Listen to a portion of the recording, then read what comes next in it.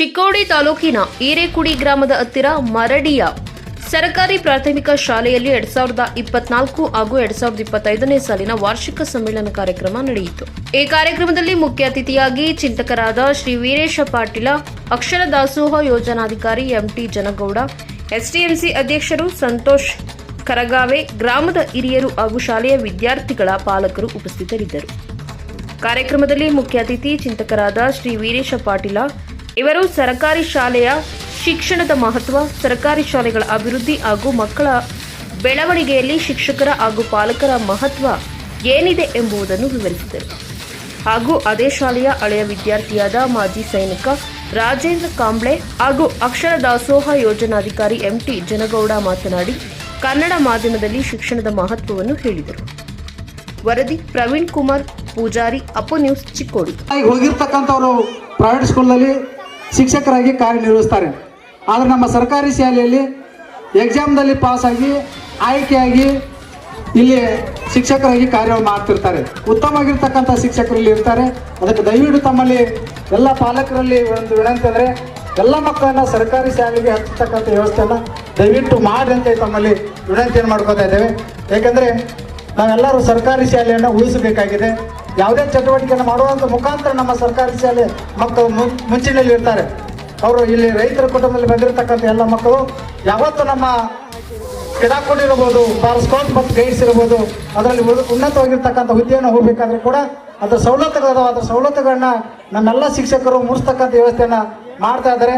ಅದಕ್ಕೆ ತಾವೆಲ್ಲರೂ ಮಕ್ಕಳನ್ನು ಸರ್ಕಾರಿ ಶಾಲೆಗೆ ಕಳಿಸ್ತಕ್ಕಂಥ ವ್ಯವಸ್ಥೆಯನ್ನು ಮಾಡಿರಿ. ಇದು ನಿಮ್ಮೂರ ಶಾಲೆ, ನಿಮ್ಮ ಶಾಲೆ, ಎಲ್ಲ ಹೆಚ್ಚಿನ ಸಂಖ್ಯೆಯಲ್ಲಿ ಸರ್ಕಾರಿ ಶಾಲೆಗೆ ಕಳಿಸ್ತಕ್ಕಂಥ ವ್ಯವಸ್ಥೆಯನ್ನು ತಾವೆಲ್ಲರೂ ಮಾಡಬೇಕಂತೇಳಿ ತಮ್ಮಲ್ಲಿ ವಿನಂತಿ ಮಾಡಿಕೊಂಡು, ಸರ್ ಹೇಳಿದಂತೆ ತಾವೆಲ್ಲರೂ ಆಟಗಳನ್ನು ನಾವು ಗ್ರೌಂಡ್ದಲ್ಲಿ ಆಟಗಳನ್ನ ಆಡೋದು ಕಮ್ಮಿ ಆಗಿದೆ. ದಯವಿಟ್ಟು ಮಕ್ಕಳಿಗೆ ಮೊಬೈಲನ್ನು ಕೊಡ್ತಕ್ಕಂಥ ವ್ಯವಸ್ಥೆಯನ್ನು ದಯವಿಟ್ಟು ಮನೆಯಲ್ಲಿ ಕಮ್ಮಿ ಮಾಡಿರಿ. ಅವರಿಗೆ ಅಭ್ಯಾಸ ಕಡೆಗೆ ಗಮನವನ್ನು ಹರಿಸ್ರಿ.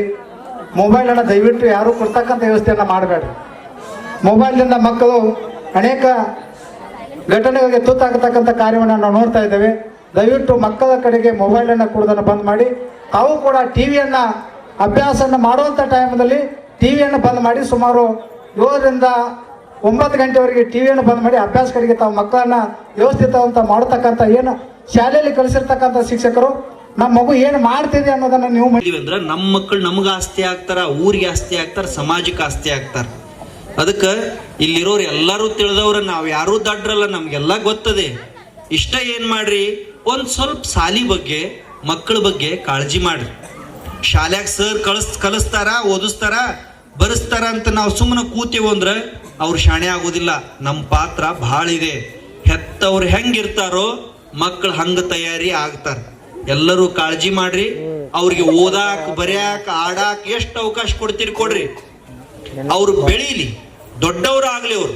ಅವ್ರು ಎಷ್ಟು ದೊಡ್ಡವ್ರು ಆಗ್ಬೇಕಂದ್ರ ಈಗ ಟಿವಿಯಾಗ ಒಬ್ಬ ಹುಡುಗಂದು ಫೋಟೋ ಇವ್ರಿಬ್ರು ಆರಾಮ್ ಮಾತಾಡ್ಬೇಡ್ರಿ. ಗುಕೇಶ್ ಅಂತ ಒಬ್ಬ ಹುಡುಗಂದು, ಗುಕೇಶ್ ದೊಮ್ಮರಾಜು, ಇಡೀ ಜಗತ್ತಿನ ಅತ್ಯಂತ ಸಣ್ಣ ವಯಸ್ಸಿನ ಚೆಸ್ ಚಾಂಪಿಯನ್ ಆ ಹುಡುಗ. ಆ ಹುಡುಗನ ಅಪ್ಪ ಡಾಕ್ಟರ್ ಇದ್ರು, ಅವ್ವ ಡಾಕ್ಟರ್ ಇದ್ರು. ಅವ್ರ ತಲೆಯಾಗ ಏನ್ ಕನಸು ಬಂತು ಅಂದ್ರ, ನಮ್ಮ ಹುಡುಗನ ಆಸೆ ಏನೈತಿಲ್ಲ ಹಂಗ ಅವನು ಬೆಳೆಸ್ಬೇಕಂತ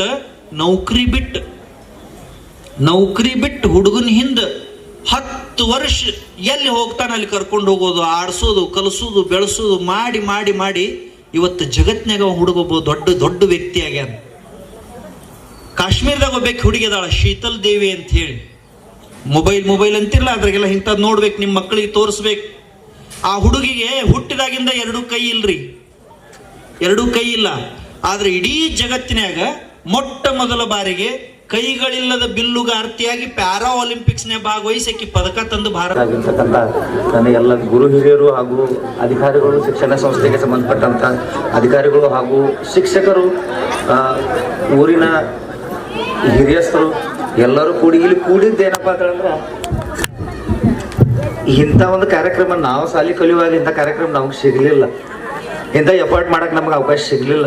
ಸೊ ಈಗ ಈ ಯುವ ಪೀಳಿ ಅವ್ರ ಜೊತೆ ಇನ್ನುಳಿದ ನಮ್ಮ ಬಡಿಗೇರ್ ಸರು, ಅವರು ಹಿರಿಯರು ಅಜ್ಜಗಳು ಇವರೆಲ್ಲ ಕೂಡಿ ಸಪೋರ್ಟ್ ಮಾಡಿದಾರೆ. ಈ ಶಾಲೆ ನಾವು ಕನ್ನಡ ಶಾಲೆ ಉಳಿಸ್ಕೊಂತೀವಿ ಅಂದ್ರೆ ಕಡು ಬಡವರಿಗೆ ಇದೊಂದು ಒಳ್ಳೆ ಫೆಸಿಲಿಟಿ ಐತಿ. ಇಲ್ಲಿ ಎಲ್ಲ ಬುಕ್ಸ್ ಫ್ರೀ ಇದಾವು, ಬೂಟು ಫ್ರೀ ಇದಾವು, ಸಾಕ್ಸ್ ಫ್ರೀ, ನಿಮಗೆ ಬಟ್ಟೆ ಕೊಡ್ತಾ ಇದ್ದಾರೆ, ಶಿಕ್ಷಣನೂ ಫ್ರೀ ಕೊಡ್ತಾ ಇದ್ದಾರೆ. ನಿಮಗೆ ಬರೀ ಬರೋಕ್ಕಾಗತ್ತೆ. ನಾವೆಲ್ಲ ವಿಚಾರ ಮಾಡೋದೇವು ಬರೀ ಫ್ಯಾಷನ್ ವಿಚಾರ ಮಾಡೋದೇವು. ಹೆಂಗ ಈ ಕಾನ್ವೆಂಟ್ದಾಗ ಹೊಂಟಿದಾರಪ್ಪ ಎಲ್ಲ ಬೂಟು ಸಾಕ್ಸು ನಾವು ಟೈಗೆ ಹಾಕೊಂಡೆಲ್ಲ ಹೊಂಟಿದ್ದಾರೆ. ಬಟ್ ಅಲ್ಲಿ ಶಿಕ್ಷಕರು ಎಂಥವ್ರು ಇದ್ದಾರೆ, ಇಲ್ಲಿ ಶಿಕ್ಷಕರು ಎಂಥವ್ರು ಇದ್ದಾರೆ, ನಾವು ಇದನ್ನು ಪರೀಕ್ಷೆ ಮಾಡಂಗಿಲ್ಲ. ಎಂತೆಂಥ ವ್ಯಕ್ತಿಗಳು ಆಗಿ ಹೋಗಿದಾರೆ ಅದನ್ನು ನಾವು ಮರೆಯಾಕ್ತೀವಿ. ಸೊ ಈ ಕನ್ನಡ ಶಾಲೆನ ನಾವು ಉಳಿಸ್ಕೊಂತೀವಿ ಅಂದ್ರೆ ನಮಗೆ ಇನ್ನೂ ಭಾಳ ಫೆಸಿಲಿಟಿ ಇದೀವಿ. ಹೋದ್ರೆ ಮತ್ತೆ ಬರಂಗಿಲ್ಲ. ಸೊ ಈಗ ಬಂದಾಗೋ ಪರಿಸ್ಥಿತಿಗೆ ಬಂದಿದ್ದಾವು. ಬಂದಾಗ ಕೊಡ್ಬೇಡ್ರಿ, ನಮ್ಮ ಮಕ್ಕಳನ್ನ ಕನ್ನಡ ಶಾಲೆಗೆ ಕಳ್ಸೋಣ ಅಂತೇಳಿ ಈಗ ಉಳ್ಸಕ್ ಪ್ರಯತ್ನ ಐತಿ. ಅದ್ರ ಜೊತೆ ಯುವ ಪೀಳಿನೂ ಇಲ್ಲಿ ಅತಿ ಮಾಡ್ಯಾಗಿರುವಂಥ ಯುವ ಪೀಳಿ ಹಾಗೂ ಹಿರಿಯರು ಕೂಡ ಇದನ್ನು ಪ್ರಯತ್ನ ಮಾಡಿದಾರೆ.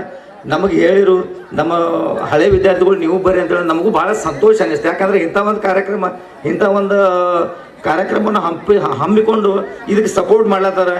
ಇನ್ನೂ ಬಿ ಇದಕ್ಕೆ ಬ್ಯಾಕ್ ಸಪೋರ್ಟ್ ಪವರ್ ಅಂತ ಅವು ಹಿಂದಿನ ಪವರ್ ಯಾರಿಗೆ ಕಾಣಿಸೋ